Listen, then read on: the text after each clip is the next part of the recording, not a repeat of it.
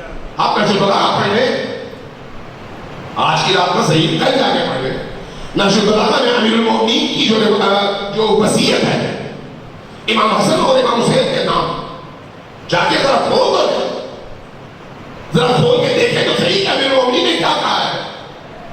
میں یہاں پر درمیان میں بریکٹس میں نقطہ عرض کروں، اجازت ہے؟ بول تو نہیں ہو رہے، پریشان تو نہیں ہو رہے؟ سلوات بھیجے پر محمد والا، سلوات بھیجے پر محمد والا۔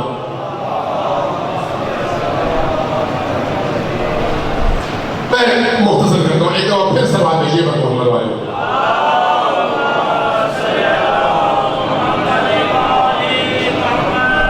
ایک سوال پوچھوں گا آپ سے، اجازت ہے؟ اگر آپ کو ابھی خبر ملے ابھی کہ امیر المومنین جو جوتے پہنے ہوئے تھے اس موقع پہ جب عقیل آیا تھا اور پیسے مانگے تھے، اور امیر المومنین نے فرمایا تھا کہ میرے جوتے کی قیمت تمہاری نظر میں کیا ہے؟ فرمایا تھا کہ اس جوتے کو کوئی خریدے گا تو اس کی قیمت ہوگی، اسے تو خریدنے کی چیز ہے ہی نہیں۔ کہا کیوں؟ کہا کہ جگہ جگہ اتنے پیمنٹ، اتنی سلائیاں، اتنی پھٹی پرانی، یہ کون خریدے گا؟ اس کی کوئی قیمت نہیں ہے۔ فرمایا تھا کہ میری نظر میں تمہاری اس پوری ریاست کی قدر و قیمت اس جوتی جتنی بھی نہیں ہے۔ یہی کہا تھا نا، تاریخ گواہ ہے نا۔ لیکن وہ جوتی ہمیں عزیز ہے، ایسا ہے ہی نہیں، ہماری آنکھوں کا سرما ہے، اس لیے کہ علی نے قدم اس کے اندر رکھے ہیں۔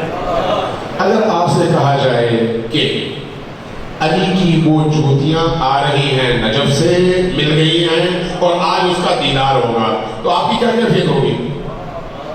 اگر آپ سے کہا جائے کل صبح 8 بجے علی کی وہ جوتیاں جو ہیں فوارہ چوک میں اس کی نمائش ہوگی، سارے لوگ آ جاؤ، تو کیا ہوگا؟ آپ سوئیں گے یا جائیں گے؟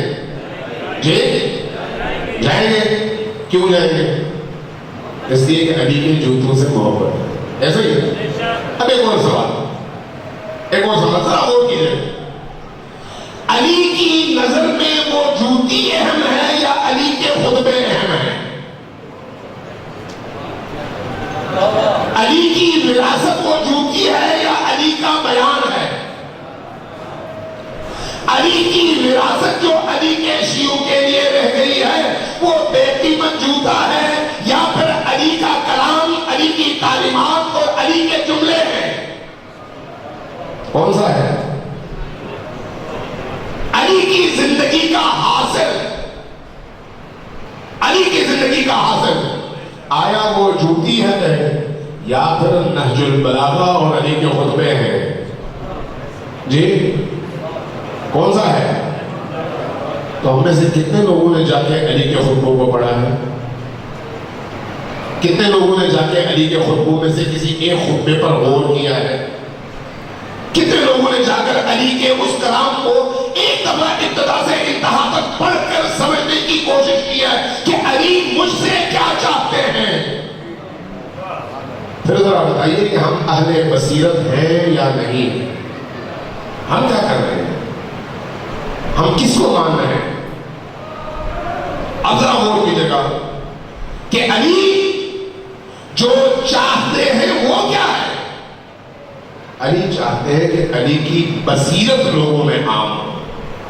نہج البلاغہ میں علی جب وصیت فرماتے ہیں تو ان وصیت کے نکات کو دیکھیں، میں نے پرانا پڑھا ہوا ہے، آج میں دیکھ نہیں سکا، لیکن کوئی 22 کے قریب جو مجھے یاد پڑتا ہے نکات، 22 کے قریب نکات، اور ان نقطوں میں ہر نقطہ کسی انسانی معاشرے کے ارتقاء اور اس کو کمال انسانی تک پہنچانے کے لیے انتہائی ضروری نقطہ ہے، اس لیے کہ اس ولی اللہ کا دیا ہوا نقطہ ہے جو کائنات کی روح سے واقف ہے۔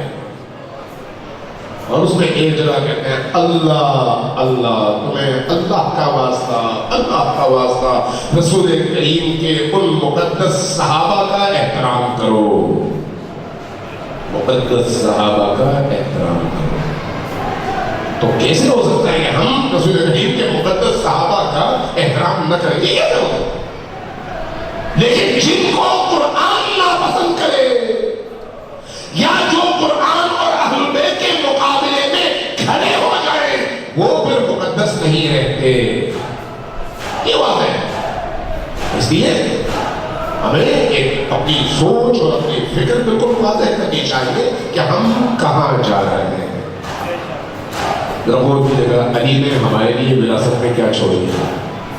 علی نے ہمارے لیے معرفت چھوڑی ہے, علی نے ہمارے لیے درد چھوڑا ہے, علی نے ہمارے لیے پاکیزگی چھوڑی ہے, علی نے ہمارے لیے معنویت چھوڑی ہے, علی نے ہمارے لیے مناجاتیں چھوڑی ہیں, علی نے ہمارے لیے دعائیں چھوڑی ہیں, اپنا وہ حکیمانہ ترین کلام چھوڑا ہے. ذرا غور تو کریں.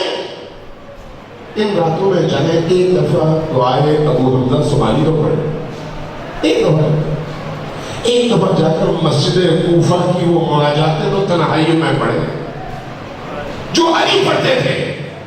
ایک دفعہ جا کر پڑھ لیں جو علی کی ہمارے لیے وراثت ہے. ہم وارث خزائن اور علوم علی ہیں یا نہیں ہیں؟ اگر ہے تو جا کر پڑھ لیں, پڑھ کے تو دیکھیں کہ علی کیا تھے ان راتوں میں. وہ علی جو تنہائی میں, جیسے اللہ فرمائے, کنویں میں سر دے کر اللہ سے مناجات ہے. وہ علی جو صحرائے مدینہ میں, مدینہ کے ریگزار میں سلمان ناقل ہے. کہتے ہیں میں نے دیکھا دروازے میں دستک کی, حضرت زہرا سلام اللہ علیہا کے دروازے. بی بی نے پوچھا کہ آدھی رات نصف شب کون آیا ہے؟ کہا سلمان ہو. کہا کیوں آیا ہو؟ کہا کہ بی بی میں سفر سے آ رہا تھا, مجھے رونے کی آواز آئی, اور جب میں قریب گیا تو دیکھا علی ابن ابی طالب ہے. میں نے دیکھا علی ابن ابی طالب صحرائے مدینہ میں ریگزار مدینہ پر اپنے رخسار رکھے اللہ کی بارگاہ میں سجدے ہو کر اشک بہا رہے ہیں اور رو رہے ہیں. اور جیسے جیسے میں قریب جاتا تھا آپ کی آواز مدھم پڑتی چلی جاتی تھی. ایک وقت آیا آپ کی آواز بند ہو گئی. میں جب قریب گیا دیکھا بے حس و حرکت پڑے ہوئے ہیں اور علی کی آنکھوں سے بہنے والے اشکوں کی وجہ سے ریگزار مدینہ تر ہے. یہ دیکھ کر میں گھبرایا اور آپ کے دروازے پر آیا ہوں. دیکھیے علی کی خبر دیجیے علی کو کیا ہوا ہے. بی بی کیا فرماتی ہے؟ سلمان تمہیں نہیں معلوم یہ ہر رات کے علی کا مشغلہ ہے. ہر رات علی کی سیرت یہ ہے.